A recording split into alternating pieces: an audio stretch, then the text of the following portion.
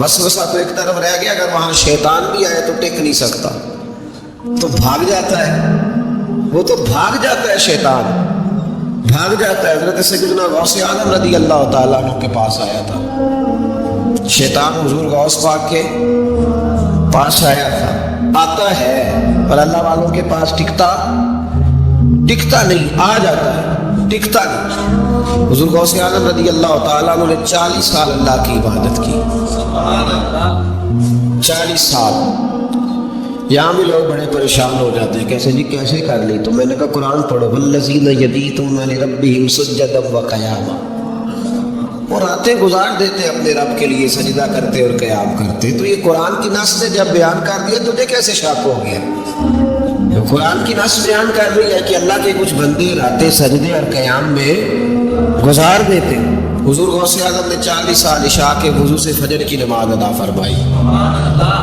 تو ایک دن آسمان پہ ایک چھوٹا سا بادل کا ٹکڑا ہے، معاذ اللہ ثم معاذ اللہ، وہ کہنے لگا عبد القادر میں تیرا رب ہوں۔ اس کے اندر سے آواز آئی میں تیرا رب ہوں، تو نے بڑی عبادت کر لی، اب تو بے شک پڑھ بے شک نہ پڑھ۔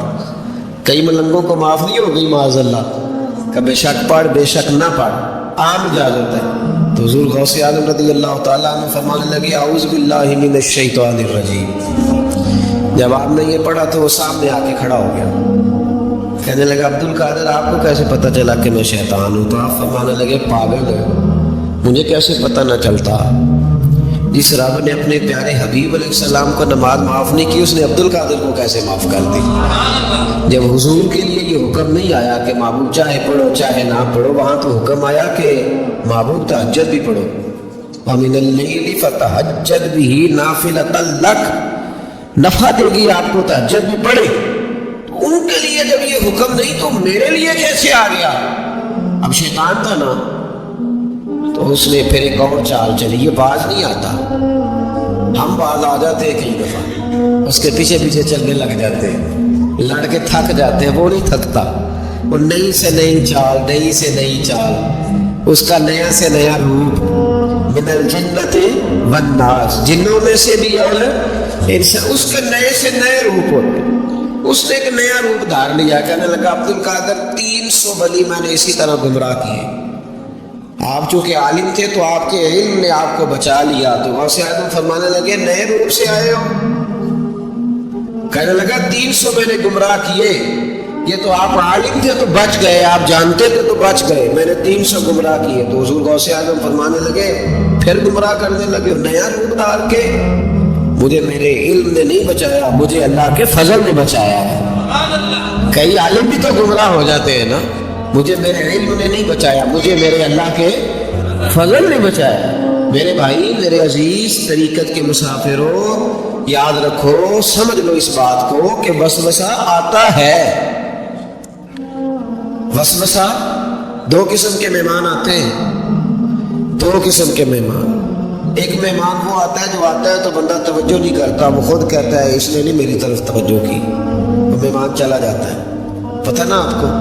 اور جس کو بندہ اٹھ کے سینے سے لگائے اور اس کے ساتھ گفتگو شروع کر دے، وہ مہمان جاتا ہے تو بیٹھا رہتا ہے، وہ تو نہیں جاتا۔ وسوسہ آتا ہے، جو تو توجہ نہ کرے اس کا چلا جاتا ہے، اور جو سینے سے لگا لے، سوچنے لگ جائے، غور کرنے لگ جائے، اس کا وسوسہ بیٹھ جاتا ہے، اسی کے پاس رہتا ہے، دوستانہ کر لیتا ہے، کئی دفعہ تو بالکل مکان ہی صاف بنا لیتا ہے، ہر وقت کوئی نہ کوئی بات کان میں، ہر وقت کوئی نہ کوئی بات کان میں۔ کیوں وسوسہ آتا ہے؟ تجھے کیسے آ گیا؟ جس کا یقین کامل ہو اسے وسوسہ کیسے آئے؟ جس کی توجہ سیدھی ہو اسے وسوسہ نہ چھڑ یار دا بوہا، نہیں تے ہو جاویں گا روگی، جیڑی بکری اجڑوں وچھڑی او بگیاڑا جوگی۔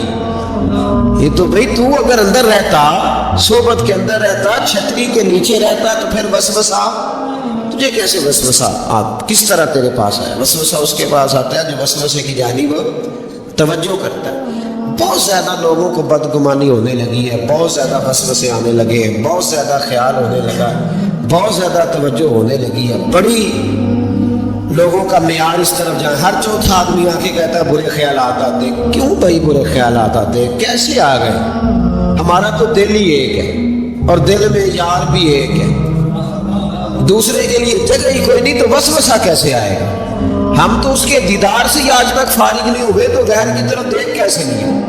یہ کیسے ہو گیا؟ ممکن کیسے ہو؟ اپنے آپ کو سمیٹے، ان وسوسوں سے اپنے آپ کو بچائیں، ان پر قطعی طور پر کوئی توجہ نہ دے، اور اگر کبھی آ بھی جائے تو میں نے کہا کہ اس کو سینے سے لگانے کی ضرورت، اس کو جھٹک دے، بات ختم ہو گئی۔ آ جاتا ہے وسوسہ، بڑوں کو آ جاتا ہے، وسوسے آیا کرتے ہیں، آیا ضرور کرتے ہیں، لیکن جو لوگ قابل ہوتے ہیں، جن کا ایمان مضبوط ہوتا ہے، جن کا تیقن مضبوط ہوتا ہے، ان لوگوں کے پاس وسوسے ہمیشہ رہتے نہیں۔ ایک اہم بات اصلاح کی جو سمجھنی بڑی ضروری ہے، آپ کے لیے بڑی ضروری ہے۔ آپ نے یہ غور کرنا ہے کہ وسوسہ آتا کہاں سے ہے۔ کوئی نہیں سمجھ آئی آپ کو میری بات؟ نہیں آئی ہوتی تو آپ بڑی دور پہنچ چکے ہوتے۔ سردی بڑی زیادہ تھی کمرے میں، تو کہیں سے ہوا آ رہی تھی ٹھنڈی، تو اب ٹھنڈ بڑی لگ رہی تھی، تو بندے نے فوراً اٹھ کے بھلا کیا کرنا ہوتا ہے؟ نہیں، وہ پتہ نہیں کتوں آ رہی باری تھی، تو ابھی گالی ہے نا جی۔ اگر تو کھڑکی سے آ رہی ہے تو کس کو بند کریں گے، اور اگر دروازے سے آ رہی ہے تو جی، اور اگر چھوٹے بچے نے پنکھا چلا دیا تو جی، چل پنکھا رہا ہے بندہ سارا دن دروازہ بند کرتا رہے۔ سمجھ لیں آپ نے بات کو، آپ نے اس دروازے کو بند کرنا ہے جہاں سے وسوسہ۔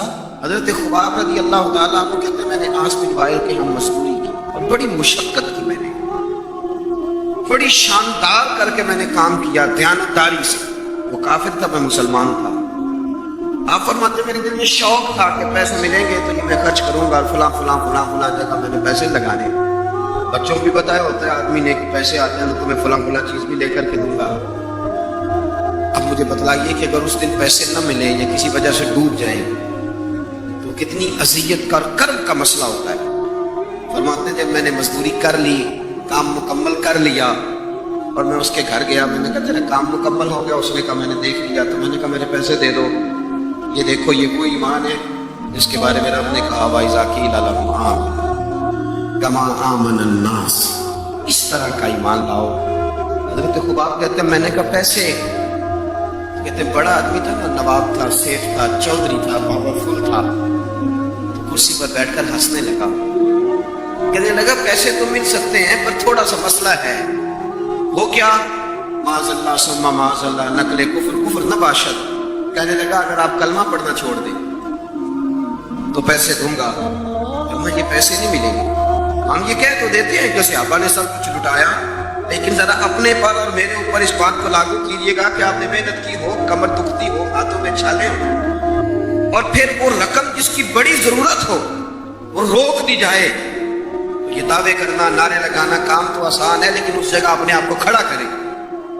وہ رقم تو تب ملے گی تم تو کلمہ پڑھتے ہو، تمہیں کیسے دے دیں؟ یعنی ان کی مزدوریاں دبا لی جاتی، ان کی تنخواہیں چھپا لی جاتی۔ کہنے لگا وہ تب دوں گا۔ آپ یقین کریں بڑے خوبصورت جملے ہیں۔ حضرت خباب رضی اللہ تعالیٰ عنہ فرمانے لگے اس نے بڑے اعتماد سے بات کی کہ نہیں دوں گا۔ اس کا خیال تھا کہ یہ لڑکھڑائے گا، یہ پچھتائے گا۔ کہتے میں نے بھی رومال اٹھایا، کندھے پہ رکھا، میں نے اسے کہا یار تو نے میرے ایمان کی بڑی تھوڑی قیمت لگائی ہے، تیرا یہ خیال ہے کہ میں اتنے سے پیسوں پہ لڑکھڑا جاؤں گا؟ حضرت خباب فرماتے ہیں مجھے اللہ کی عزت کی قسم وہ میرے سارے پیسے دبا گیا، نہ میرے دل میں ذرا سی رنجش آئی، نہ میرے چہرے پہ ذرا سا بال آیا، پیشانی پہ بال بھی نہیں آیا۔ اور فرماتے ہیں کہ مجھے نا مزہ آنے لگا، مجھے لطف آنے لگا، مجھے ذائقہ ملنے لگا۔ میں نے کہا اوہو، میں تو بچوں کے لیے مزدوری کر رہا تھا، مجھے کیا پتا تھا کہ میری یہ مزدوری بھی مدینے والے کی غلامی میں لکھی جا رہی ہے۔ تو بچوں کے لیے مزدوری کر رہا تھا، مجھے کیا خبر ہو کہ وہاں لکھی جا رہی ہے۔ حضرت سعد بن نبی وقاص کہتے ہیں میرا اپنی اماں سے بڑا پیار تھا اور زمانہ جانتا تھا کہ بڑا پیار ہے۔ میں نے کلمہ پڑھ لیا، میری اماں نے بھوک ہڑتال کر دی۔ اس نے کہا کہ جب تک آپ کلمہ نہیں چھوڑیں گے معاذ اللہ میں روٹی نہیں کھاؤں گا۔ تھوڑی سی آبادی تھی، برادری میں رہتا تھا، بڑا سا گھر تھا، زمانہ جانتا تھا، ہمارے ہر چوک پہ میری باتیں ہونے لگی۔ तीसरा दिन हो गया, अम्मा ने रोटी नहीं खाई। अब अंदाजा कर लें कि शाम को इफ्तार के वक्त क्या हालत होती है आदमी की, खाना नहीं मिले। और तीसरा दिन हो गया, बूढ़ी अम्मा, हर चौक पे बात हो रही है, उस्ताद की अम्मा। और मेरी माँ को भी पता था कि मैं जहां चाहूंगी मुझसे मोहब्बत करते या वहां आएगा। आप फरमाते हैं हर चौक में बात होने लगी, हर जगह लोग जिक्र करने लगे, बातें छेड़ने, मेरी ही बातें, मेरे ही तस्करे, मेरे बारे में ही लोगों का जिक्र। फरमाते मैं बड़ा परेशान हुआ, मैं घर आया, मेरे बहन भाई भी मुझसे कहीं अम्मा मर जाएगी, मेरे वालिद भी, मेरे दीगर लोग भी, सब रिश्तेदार मेरे गिरदे। आप, मैंने कहा कि हम बातें कर देते हैं, आप सुन लेते हैं, कभी अपने आप को उस जगह खड़ा करें कि जब हर आदमी इस स्टेज पे पहुंच जाए कि मैं भाई तू खराबी कर रहा है और इतने सारे लोग जानने वाले घेरा करेंगे तो आदमी कैसे बचाएगा अपने आप। हजरत साद बिन नबी वकास कहते हैं कि मेरे गिर्द शदीद घेरा तंग हो गया और मक्के का दौर है, हालात इतने खतरनाक है कि संभाले नहीं संभलते। आप फरमाते जब हाथ हो गई तो मैंने कहा अम्मा सुनो फिर मेरी बात, मैं तुमसे बात करने लगा। कहते मेरे बहन भाइयों के भी कान खड़े हो गए, अम्मा भी सहारा लेकर उठ के बैठ गई कि लगता है कि बर्फ पिघलने लगी, लगता है कि कुछ नरम हुआ है। और माते में सामने खड़ा हुआ और थोड़े बहुत लोग जो वहां मौजूद थे वो भी करीब आ गए।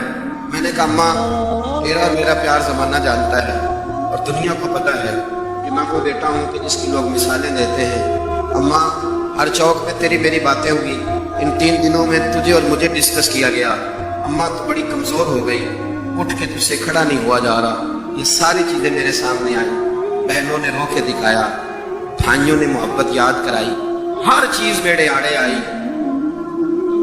लेकिन हजरत साद बिन नबी वकास कहने लगे अम्मा मैंने अपने दिल का जायजा लिया है, मेरे ईमान ने एक वक्त भी मुझे ये मशवरा नहीं दिया कि मैं अम्मा को मना लूं। फरमाने लगे अम्मा ये जमाना सारा मौजूद है और लोग खड़े हैं, तेरी एक जान है ना, एक जान अम्मा, तेरी एक जान है। अगर तेरी 1000 भी होती और एक एक करके सारी जानें तेरी निकल जाती तो फिर भी मैं अपने मदीने वाले महबूब का कलमा छोड़ने को तैयार नहीं हूं।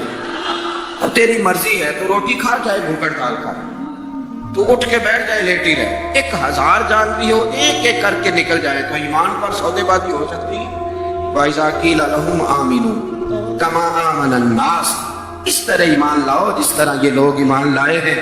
हजरत साद बिन नबी वकास ये नारा लगा के ना, नारा मस्ताना लगा के, ये नारा लगा के तो चले गए। हजरत साद बिन नबी वकास चले गए, आप बाहर निकले तो अम्मा उठ के बैठी, कहने लगी रोटी लाओ भाई। उन्होंने कहा अम्मा जी भूख हड़ताल बस।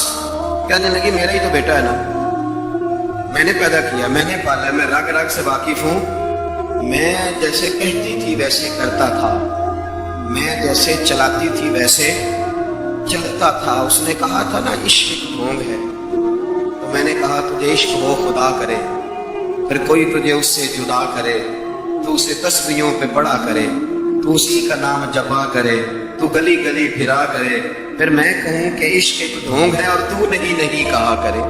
फरमाने लगी कि मैं जानती हूँ, मुझे पता है, मेरा बेटा है, मेरी गोद में पला बड़ा है, मैं जैसे कहती थी वैसे करता था, लेकिन अगर मेरे से बढ़कर भी किसी से प्यार करने लगा है तो कच्चा नहीं करने लगा, ये सच्चा ही करने लगा। हजरत सलमान फारसी रज़ियल्लाहु ताला अन्हु फरमाते मदीने के करीब ले जाके उम्मुल कुरा एक बस्ती थी, उन्होंने मेरे साथ धोखा किया, जो ले जाने वाले थे वो यहूदी थे, उन्हें मुझे वहां जाके बेच दिया।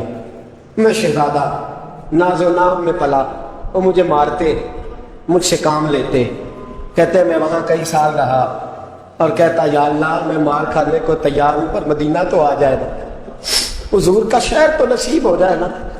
हजरत जनाब सलमान फारसी कहते उस यहूदी का चचा बेटा, उसका चचाजाद भाई, उसका कजन बनु कुरैज़ा यहूदियों के महल्ले से आया, मुझे उसने काम काज करते देखा, खेती बाड़ी करते देखा, तो कहने लगा तवज्जो है आपकी, जाग रहे हैं आप लोग, मेरी बात की समझ आ रही है? कहने लगा गुलाम बेचोगे, मुझे दे दो। कहते उसने कहा तू 4 दिनार नफा दे, तू ले ले। कहते उसने 4 दिनार नफा लिया और मुझे बांध लिया ऊंट की पुश्त पे, हाथ मेरे बांध लिए, पैर बांध लिए, मैं रोने लगा। میں تڑپنے لگا. کہتے ہیں اچانک بنو قریظہ مدینے کا ایک محلہ تھا، یہاں یہودی رہتے تھے. کہتے ہیں وہاں کا وہ رہنے والا شخص اچانک میری آنکھ کھلی تو ٹھنڈی ٹھنڈی ہوائیں. اچانک میں نے آنکھیں کھولی تو کھجوروں کے لمبے چوڑے درخت. فرمایا میں نے دیکھا تو پہاڑیاں بھی معطر معطر سی، فضائیں بھی کرم کرم والی، عطا ہی عطا. کہتے ہیں 2 آنسو گرے اور میں ہنس پڑا. آنکھوں میں آنسو، لبوں پہ مسکراہٹ. حضرت سلمان فارسی رضی اللہ تعالیٰ عنہ کہتے ہیں وہ کہنے لگا تجھے کیا ہوا؟ سارے رستے تو بہت تھا، اب کیا ہوا؟ میں نے کہا میری تھکاوٹیں اتر گئی ہیں، میری ریاستوں کا ثواب مل گیا ہے، میری عبادتوں کا اجر فلہم اجرہم عند ربہم ولا خوف علیہم ولا هم یحزنون. مجھے گوہر مراد مل گیا. کہتے ہیں اس نے مجھے وہاں رکھا، کام کاج کرانے لگا. وقت گزرتا گیا. ایک دن کھجوروں اوپر چڑھ کے میں کھجوریں توڑ رہا تھا، مست تھا. تھوڑی تھوڑی عربی میں نے سیکھ لی، ہلکی پھلکی باتیں سمجھنے لگا، جواب دینے لگا. فارسی نسل تھا. کہتے ہیں میں کھجوریں توڑ رہا تھا، میرے مالک کا بھائی دوڑا دوڑا آیا. توجہ ہے آپ کی؟ آیا آگے کہنے لگا بھائی پتہ ہے تجھے کیا ہوا؟ پتہ؟ کہتا میں نے کوئی توجہ نہیں دی، یہ روز ایسی باتیں. پتہ ہے تازہ خبر کیا ہے؟ کیا ہوا؟ کہنے لگے وہ جس نے دعویٰ کیا تھا نا نبوت کا وہ مدینے آ گیا ہے. وہ جنہوں نے دعویٰ کیا تھا نا نبوت کا وہ مدینے آ گئے ہیں. حضرت سلمان فارسی کہتے ہیں جب کھجورے میں توڑ رہا تھا وہ میرے ہاتھ سے گر گئے. یوں لگا کہ جیسے کسی نے آ کے نا کسی نے آ کے کہا ہو کہ چل تجھے حضور نے بلایا ہے. فرماتے میرے ہاتھ کانپنے لگے. وہ کہنے لگا کدھر ہے وہ؟ کہنے لگا وہ وادی قبا ہے نا، آج بھی جا کے کوئی دیکھے قبا کا ماحول، آج بھی جا کے کوئی دیکھے قبا کا ماحول. طلع البدر علینا کی صدا آتی ہے، طلع البدر علینا کی صدا، کہ ہم ہیں بچیاں نجار کے. وہ ننھی بچیاں جو بیٹھ کر وہاں دف بجاتی تھی، رسول پاک کی جانب اشارے کر کے گاتی تھی کہ ہم ہیں بچیاں نجار کے عالی گھرانے کی، خوشی ہے آمنہ کے لال کے تشریف لانے. ہم ہیں بچیاں نجار کے عالی گھرانے کی، خوشی ہے آمنہ کے لال کے تشریف لانے کی. حضرت سلمان فارسی کہتے کباب، کہتے میں جھٹ سے چھلانگ لگا کے اترا. پہلے میں آیا کرتا تھا پکڑ پکڑ کے، چھلانگ لگائی زمین پہ اور میں نے اپنے مالک سے کہا یہ کیا کہہ رہا ہے؟ کہتے اس نے تھپڑ مارا. چل اپنا کام کر. کہتے پہلے وہ مارتا تھا تو دکھ ہوتا تھا، آج پتہ ہی نہیں چلا. آج پتہ ہی نہیں چلا. ہمارے جہاز میں ایک بابا جی بیٹھے تھے، جہاز میں بزرگ بیٹھے تھے. ان سے کسی نے کہا تھک تو نہیں گئے؟ کہنے لگے میری 11ویں حاضری ہے، تھک بڑا گیا ہوں پر جب گنبد پہ نظر پڑتی ہے تھکاوٹیں اتر جاتی ہے، کوئی تھکاوٹ نہیں رہتی. حضرت سلمان فارسی کہتے ہیں اس نے مارا، کوئی پتہ نہیں چلا. میں انتظار کرنے لگا کہ ذرا دن جلدی نہیں ڈل جاتا، شام جلدی ہو. کہتے شام ہو گئی، چھٹی ملی، کھجوریں پلو میں باندھ لی اور قبا کی جانب خرامہ خرامہ جھکی ہوئی نظریں، کانپتے ہوئے میرے لب. اور میں جب پہنچا کہتے کھجور کے درخت کے نیچے حضور بیٹھے ہیں، بائیں جانب چراغ جل رہا ہے اور دائیں جانب سیدنا صدیق اکبر بیٹھے ہیں. فرماتے میں پہنچا، پہلی نظر حضور کے چہرے پہ، جھکی ہوئی نظریں، نور سے زیادہ روشنی یہاں سے چھڑ رہی ہے. فرماتے ہیں لگتا ہے چاند بھی شرما کے پیچھے ہٹ رہا ہے. سادہ سا لباس، خوشبو نے آگے بڑھ کے استقبال کیا. فرماتے ہیں جو نظر پڑی تو یوں لگا جیسے یہ تو مجھے صدیوں سے جانتے ہیں، صدیوں سے کن فیکون نکال دی گل نے اسب پہلو پریت رلائی.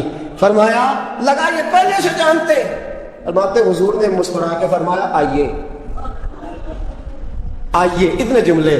فرماتے میں بیٹھ گیا، کھجوریں نکال کے دی اور میں نے کہا حضور صدقے کی ہیں.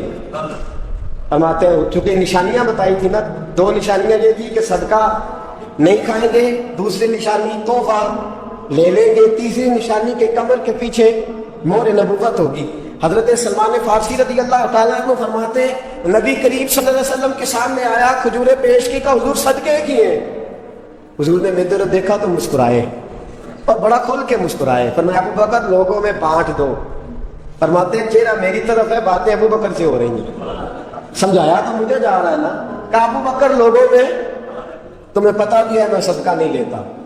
کہتے ہیں ایک نشانی پوری ہو گئی، دودھ کا پیالہ آیا، ایک گھونٹ مصطفیٰ نے لگایا، باقی سارا مجھے عطا فرما دیا۔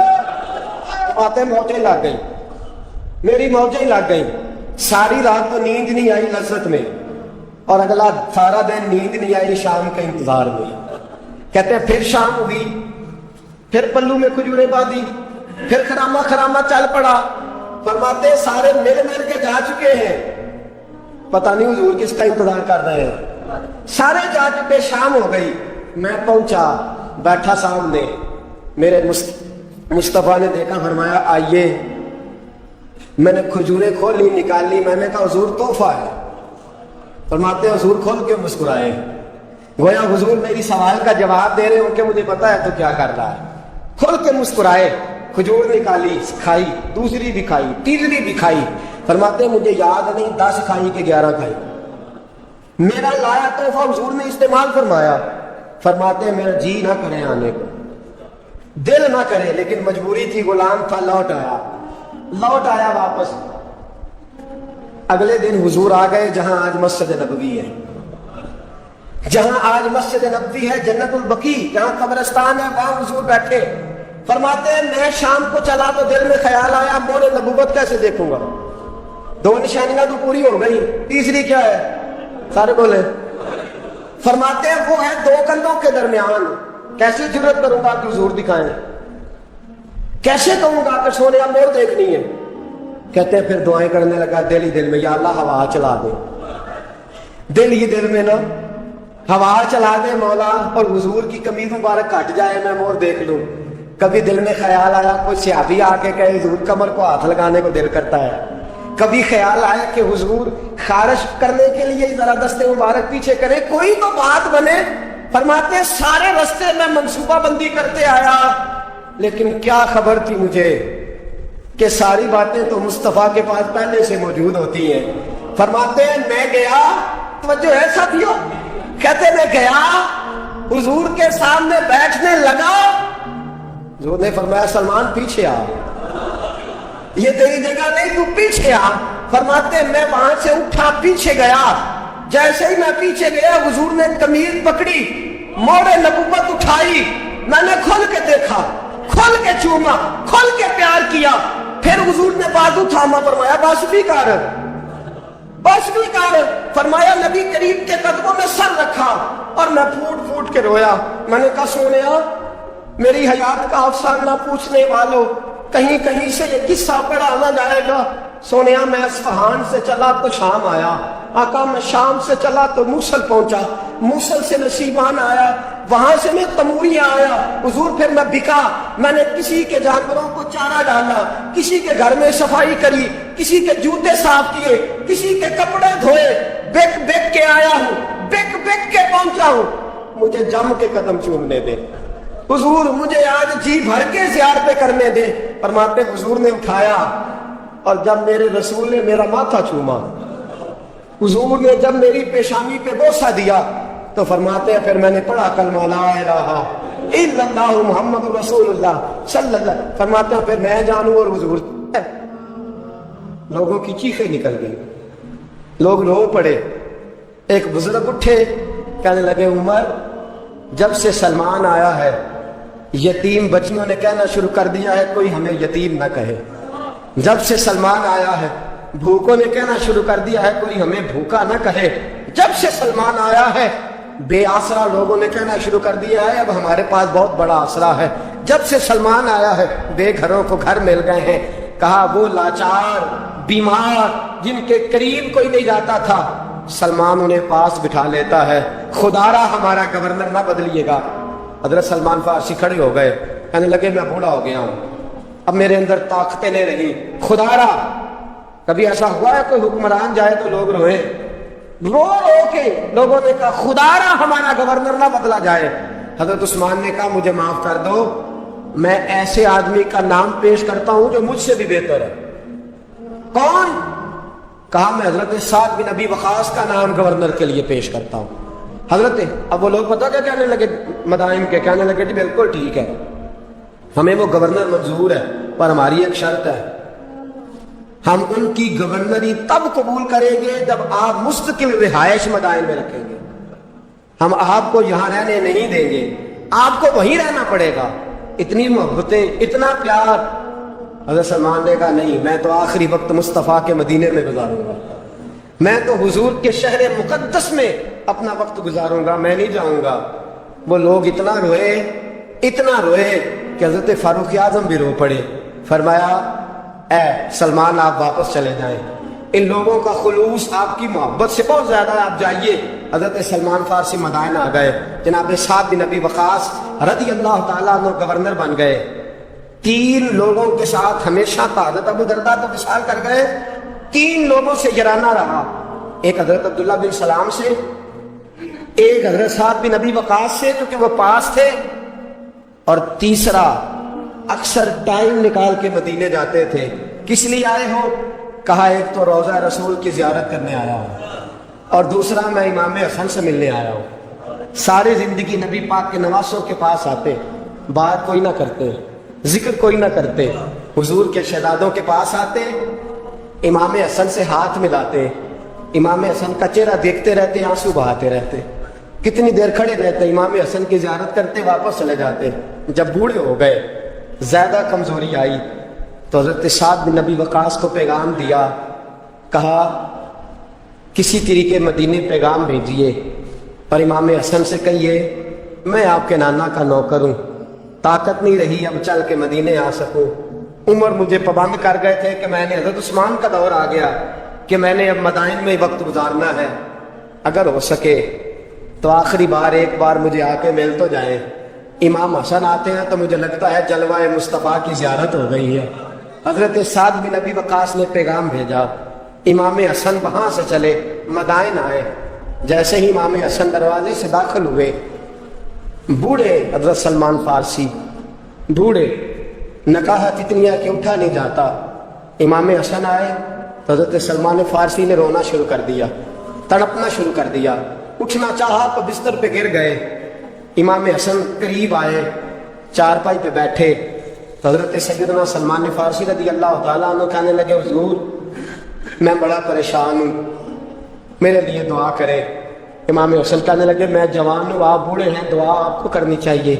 کہا نہیں، آپ سے دعا اس لیے کر رہا ہوں کہ آپ کے نانا سے جو وعدے کیے تھے میں پورے نہیں کر سکا، آپ دعا کریں کہ میں حضور کی بارگاہ میں جاؤں تو مجھے شرمندگی نہ اٹھانی پڑے۔ حضرت سلمان فارسی رضی اللہ تعالیٰ عنہ سے امام حسن کہنے لگے وعدہ کیا کیا تھا، کیا نہیں پورا کر سکے؟ عرض کی حضور نبی کریم نے فرمایا تھا اتنا مال پاس رکھنا جتنا مسافر کے پاس ہوتا ہے، یہ حضور نے مجھ سے کہا تھا، میں وعدہ پورا نہیں کر سکا، دیکھیے میرے گھر میں کتنا مال ہے، کتنا سرمایہ ہے۔ امام حسن کہتے ہیں میں نے مال دیکھا تو 1 مٹکا پانی پینے کا، 2 پیالے پانی پینے کے، 1 مشکیزہ، 1 چٹائی وہ بھی ٹوٹی ہوئی۔ فرماتے ہیں میں نے کل مال کا حساب لگایا تو میں نے کہا حضور یہ تو 15 دینار سے زیادہ نہیں بنے گا، رو کیوں رہے ہیں؟ کہنے لگے امام حسن سے عجیب جملے ہیں، عجیب جملے ہیں۔ کہنے لگے طبقات ابن سعد میں، کہنے لگے اچھا اگر قیامت کے دن رسول پاک نے میری سرزنش فرمائی اور اگر نبی پاک صلی اللہ علیہ وسلم ناراض ہوئے تو اے سیدہ فاطمہ کے شہزادے آپ سفارش تو کریں گے نا میری، آپ میری سفارش تو کریں گے حضور کی بارگاہ میں؟ حضرت سعد بن نبی وقاص بھی آئے، رونا شروع ہو گئے، کہا ہاں مجھے امید ہے کہ آپ کی سرزنش نہیں ہوگی، آپ کو بغیر حساب کتاب جنت ملے گی۔ حضرت سلمان فارسی رضی اللہ تعالیٰ عنہ نے وصیت فرمائی، توجہ ہے آپ کی؟ لوگ کہتے ہیں تم نے آج یہ عشق کے ترانے ڈھونڈ لیے ہیں، پتہ نہیں کہاں سے لے آئے ہو۔ وصیت فرمائی امام حسن کو، کہنے لگے حضور میں پرانا نوکر ہوں، پرانا نوکر ہوں، اور میں نے اپنی نوکری کرنے کی کوشش کی ہے، اب میں بچوں گا نہیں، اگر میں مر جاؤں تو میری خواہش ہے کہ سیدہ فاطمہ کا بیٹا میرا جنازہ پڑھا ہے، آج نہیں، یہ آج نہیں، بعد مرم دے مکھڑا میرا ہو جاوے جے تازہ، سمجھ لینا محبوب میرے نے آن پڑھیا جنازہ۔ امام حسن نے جنازہ پڑھایا، اور حضرت سعد بن ابی وقاص رضی اللہ تعالیٰ عنہ ان کے قریب گئے، کہنے لگے جاتے جاتے کوئی نصیحت ہی کر جائے، تو فرمایا 3 چیزوں کا خیال رکھنا، ایک روایت میں 4 ہے، 3 کا خیال رکھنا، یا تو جہاد کے رستے میں انتقال کر جانا، یا جہاد کے رستے میں انتقال کر جانا، یا حج اور عمرے کے رستے میں مر جانا، یہ نہ ہو سکے تو قرآن سیکھتے سکھاتے دنیا سے رخصت ہو جانا۔ فرمایا یہاں جہاد کے رستے میں جانا، حضرت سلمان فارسی وصیت کر رہے ہیں، یہ وصیت یاد رکھیے گا، یا جہاد کے رستے میں انتقال کرنا، یا حج اور عمرے کے رستے میں، یہ نہ ہو سکے تو قرآن سیکھتے سکھاتے جانا، امید ہے اللہ بے حساب و کتاب جنت عطا فرما دے گا۔ یہ وصیت فرمائی۔ جناب سلمان فارسی رضی اللہ تعالیٰ عنہ وصال کر گئے، عجیب سناٹا ہے، مدینے سے نور کی جماعت آ رہی ہے جنازہ پڑھنے، نور کی جماعت آ رہی ہے، نور کی۔ حضرت عثمان غنی خود چل کے جنازے میں شریک ہوئے، اور صحابہ کہتے ہیں سفید داڑھی حضرت عثمان کی، امام حسن کے پیچھے نماز جنازہ پڑھا، اور پڑھ کے پھر ان کی میت کے قریب حضرت عثمان غنی گئے۔ پہلے تو صبر کا پہاڑ تھے، اور جب قریب گئے اور جا کر کے ماتھا چوما، اور پھر جب سیدنا عثمان غنی اٹھے تو مقدس داڑھی سے آنسو گرنے لگے، کہنے لگے سلمان میں نے اپنی آنکھوں سے مصطفیٰ کو تیرا ماتھا چومتے دیکھا ہے، سلمان میں نے اپنی آنکھوں سے حضور کو تجھ سے پیار کرتے دیکھا ہے۔ فرمایا لوگوں آج سلمان رخصت نہیں ہوا، ہم سے علم رخصت ہوا ہے، حکمت رخصت ہوئی ہے، حضور کا محبوب رخصت ہوا ہے۔ حضرت سلمان فارسی رضی اللہ تعالیٰ عنہ کا وصال کے بعد ایک دن وصال سے پہلے حضرت عبداللہ ابن سلام سے کہنے لگے جو ہم 2 دوستوں میں سے پہلے جائے گا واپس آ کے حال بتائے گا۔ حضرت عبداللہ ابن سلام کہنے لگے واپسی کی اجازت ملے گی؟ کہا ہاں، جو اللہ کے نافرمان ہوں گے ان کی روحیں قید ہوں گی، جو اللہ کے فرما بردار ہوں گے جہاں چاہیں گے جائیں آئیں گے۔ حضرت سلمان فارسی وصال کر گئے، جناب عبداللہ ابن سلام کو ملے، فرمایا بتائیے خدا نے آپ کے ساتھ کیا سلوک کیا؟ تو حضرت سلمان فارسی کہنے لگے رب نے فرمایا فرشتو سلمان سے حساب نہ پوچھ لینا، فرشتوں سلمان سے حساب نہ پوچھ لینا، اس لیے کہ سلمان فارسی رضی اللہ تعالیٰ عنہ کا عالم یہ ہے کہ ان کے دل نے ہمیشہ میری ذات پہ بھروسہ کیا، ہمیشہ میرے اوپر بھروسہ کر کے رکھا ہے، لہٰذا مجھ سے کوئی حساب نہیں لیا گیا، اور بغیر حساب کتاب میری بخشش کر دی گئی۔